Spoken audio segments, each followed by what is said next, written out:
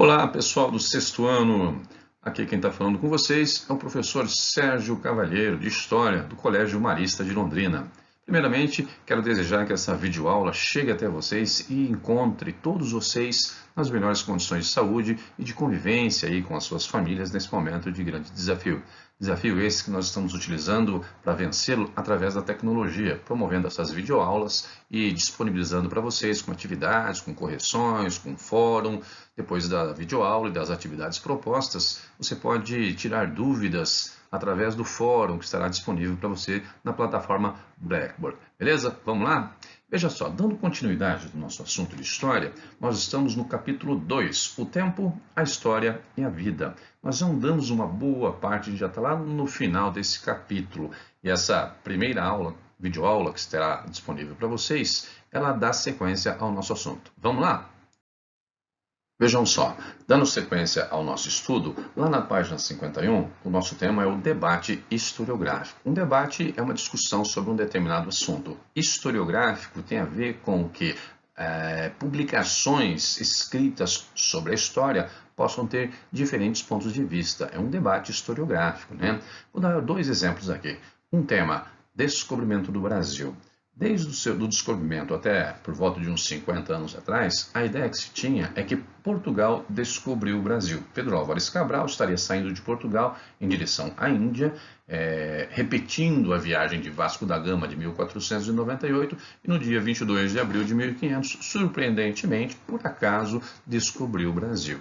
Na realidade, desde algum tempo, já de algumas décadas, uma série de novas fontes vem sendo debatidas, vem sendo estudadas e se tem como certo que Portugal já sabia da existência dessas terras, passou pelo Brasil de forma intencional e anunciou para o mundo que estaria tomando posse dessas terras. Mudou a história? Não, a história continua a mesma. O evento histórico, a chegada dos portugueses no Brasil, continua o mesmo. Um ponto de vista possível é que se transformou. E observe o seguinte, se considerarmos o ponto de vista europeu, o Brasil foi descoberto, foi uma grande situação para Portugal, um grande evento. Se pensarmos no ponto de vista indígena, nós temos populações indígenas que viviam há séculos no território brasileiro. Ocorreu na prática uma invasão portuguesa. Temos que considerar as diferentes possibilidades aí, né? Vejam bem, a história como ciência, a gente precisa considerar que ela está sempre em construção. Porém, o debate histórico deve estar sempre baseado em fontes. O trabalho do historiador ele é referenciado pelas fontes históricas. Nesse azulejo português, por exemplo, nessa parede com azulejaria portuguesa, tipicamente portuguesa, tem aí, né, a valorização do fato heróico português quando Pedro Álvares Cabral descobre o Brasil, mas não faz referência ao ponto de vista indígena, por exemplo, né? Um segundo exemplo desse debate historiográfico, a gente tem lá na página 52, é a Guerra do Paraguai. Como se pensava a Guerra do Paraguai antigamente?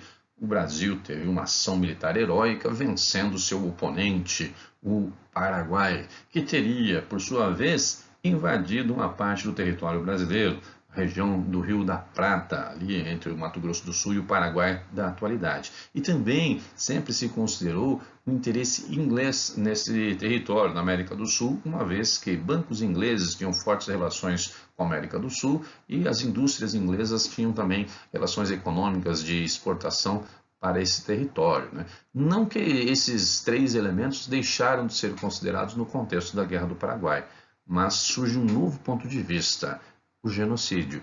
Brasil, Uruguai e Argentina se juntaram contra o Paraguai, formaram uma aliança contra o Paraguai, nessa guerra, também chamada de Guerra da Tríplice Aliança, causando um verdadeiro genocídio.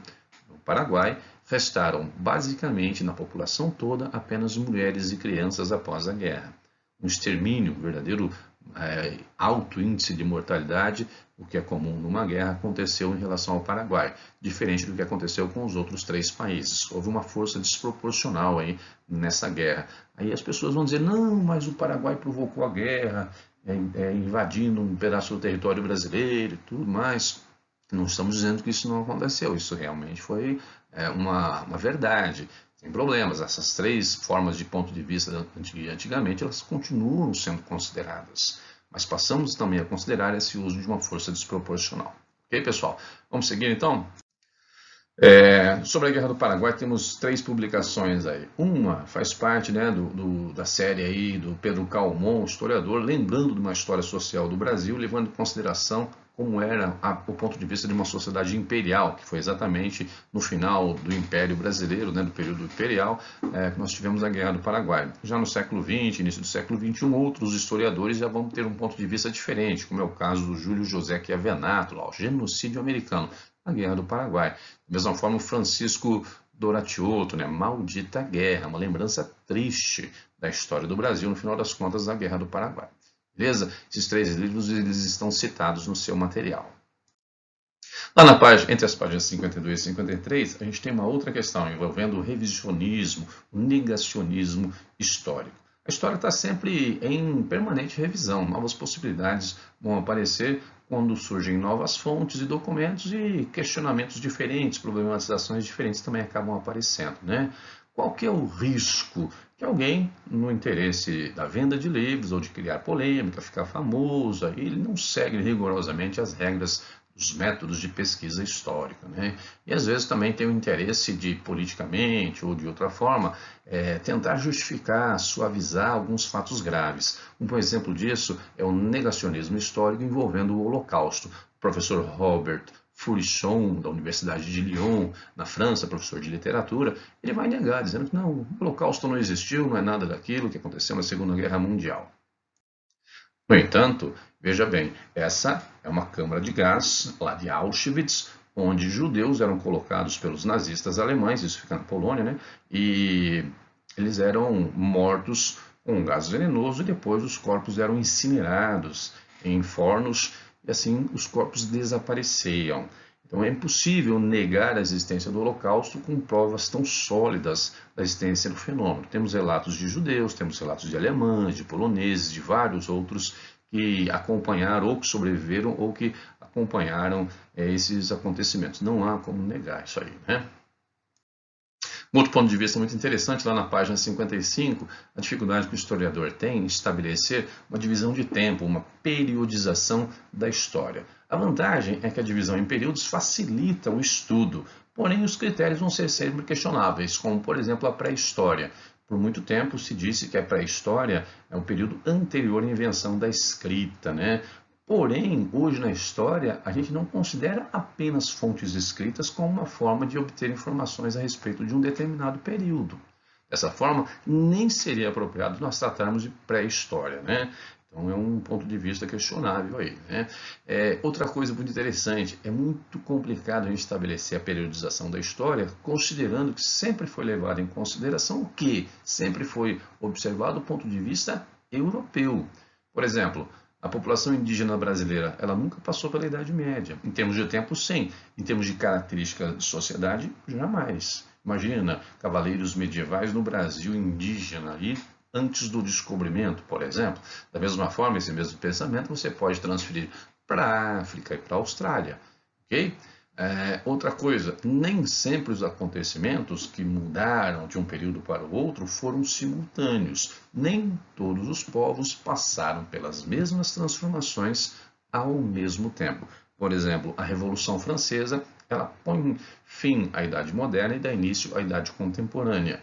Mas será que todos os povos se basearam no mesmo critério, passaram pelas mesmas experiências, ou seja, a queda das monarquias e o início de um sistema republicano? Será que todos os países daquela época eram monarquias e todos eles deixaram de ser monarquias e se tornaram repúblicas através de uma revolução?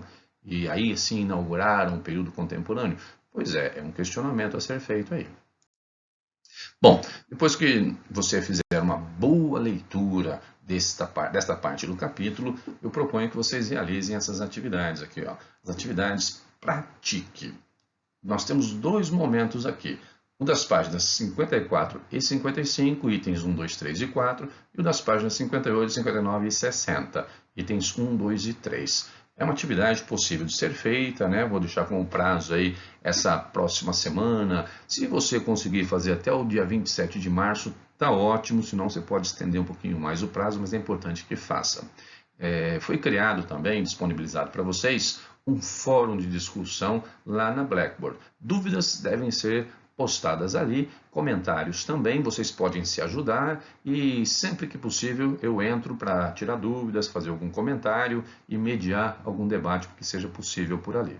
Mãos à obra, contem com a gente, continuem estudando e vamos tocar o barco adiante aí, pessoal. Vamos construir a nossa história de forma bastante satisfatória. Um abraço para todos vocês.